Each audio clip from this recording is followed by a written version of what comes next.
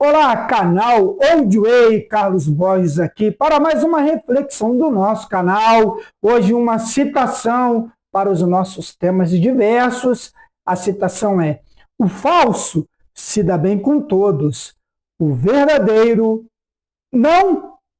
Essa frase que circula há muito tempo e que, apesar de simples, carrega uma verdade desconfortável. Isso, o falso se dá bem com todos, o verdadeiro não. À primeira vista, ela pode parecer pessimista. Afinal, gostaríamos de acreditar que a sinceridade sempre é recompensada e que a autenticidade naturalmente conquista a admiração das pessoas, mas basta observar a vida por alguns anos para perceber que a realidade costuma ser mais complexa. O falso quase sempre agrada, ele adapta o discurso conforme o público, concorda com quem está à sua frente, evita conflitos, sorri quando gostaria de criticar, elogia quando pensa o contrário, diz aquilo que as pessoas querem ouvir, é como um camaleão social. Por isso, costuma ser bem recebido em praticamente todos os ambientes. Já o verdadeiro carrega um problema, ele possui convicções, e convicções, inevitavelmente, criam atritos. Quem acredita em alguma coisa, em algum momento precisará discordar de alguém. Quem possui princípios descobrirá que nem toda porta permanecerá aberta. Vivemos numa cultura extremamente preocupada com a aceitação. As redes sociais amplificaram esse fenômeno. Curtidas se transformaram em aprovação, seguidores passaram a representar prestígio, cancelamentos tornaram-se mecanismos de pressão. Nesse ambiente, cresce uma enorme tentação: moldar nossa personalidade para sermos aceitos. O filósofo Soren Kierkegaard dizia que a maior tragédia do ser humano não é sofrer, mas perder a si mesmo. Talvez seja exatamente isso que acontece quando alguém vive apenas para agradar. A pessoa deixa de possuir uma identidade própria, passa a funcionar como um espelho, reflete apenas aquilo que o ambiente deseja enxergar. Curiosamente, a psicologia também observa esse fenômeno. Carl Rogers falava sobre a diferença entre o eu real e o eu idealizado. Quanto maior a distância entre quem realmente somos e a imagem que tentamos sustentar, maior tende a ser o sofrimento emocional. Manter personagens exige energia, manter máscaras cansa. A autenticidade, embora mais difícil, costuma ser psicologicamente mais saudável. Isso não significa transformar sinceridade em grosseria. Existe uma diferença enorme entre ser verdadeiro e ser agressivo. Há pessoas que usam a expressão "eu apenas falo a verdade" como licença para humilhar. Isso não é honestidade, é falta de sabedoria.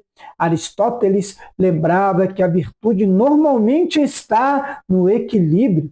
Podemos falar a verdade sem perder a gentileza, discordar sem destruir, discordar com i sem destruir, corrigir sem humilhar. A verdade não precisa ser cruel para continuar sendo verdade. Mas há outro aspecto importante: nem todo conflito é sinal de que estamos certos. Às vezes somos rejeitados porque estamos sendo arrogantes. outras vezes porque realmente defendemos algo importante. É preciso discernimento para distinguir uma situação da outra. O problema aparece quando fazemos da aprovação das pessoas o critério da verdade. Nesse momento, deixamos de perguntar: isso é verdadeiro? E começamos a perguntar: isso será bem aceito? Essa inversão muda completamente nossa forma de viver.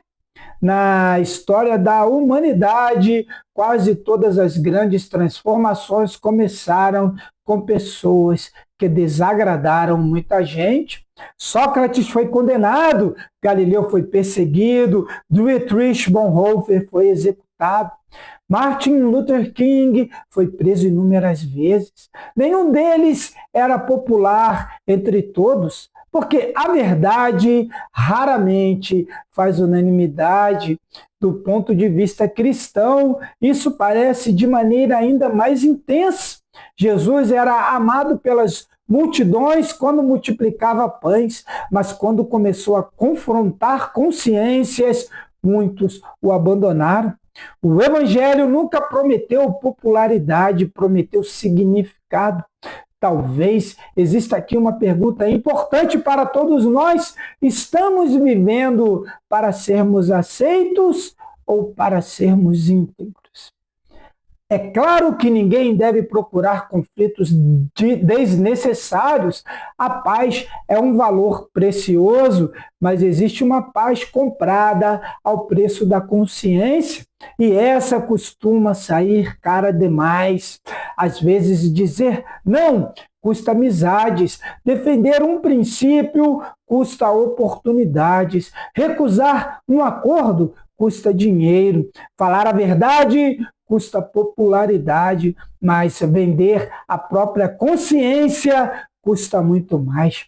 No fim da vida, dificilmente alguém lamentará não ter agradado mais pessoas. Talvez o arrependimento seja outro. Passei tempo demais tentando ser aceito e pouco tempo sendo realmente quem eu era. A autenticidade pode diminuir o número de aplausos, mas aumenta a tranquilidade da consciência, e talvez essa seja uma das maiores formas de liberdade que existe. O falso costuma colecionar simpatias porque muda conforme o ambiente. O verdadeiro nem sempre agrada porque permanece fiel aos seus princípios. Isso não significa viver em permanente conflito, mas compreender que a integridade possui um preço. E talvez esse preço seja pequeno quando comparado ao valor de poder olhar para si mesmo no espelho todos os dias, sem precisar esconder quem realmente é. Vivemos numa época em que muitos preferem ser aceitos a serem verdadeiros, mas a aprovação não é sinônimo de integridade. O falso adapta seus princípios ao ambiente, o verdadeiro adapta a sua forma de falar, mas não sua consciência. No fim, talvez a pergunta mais importante não seja quantas pessoas gostam de nós, mas se ainda conseguimos reconhecer quem somos quando todas as máscaras caem. Reflita nisso. Carlos Borges, comunidade do canal Old Way, na antiga estrada, a moda antiga.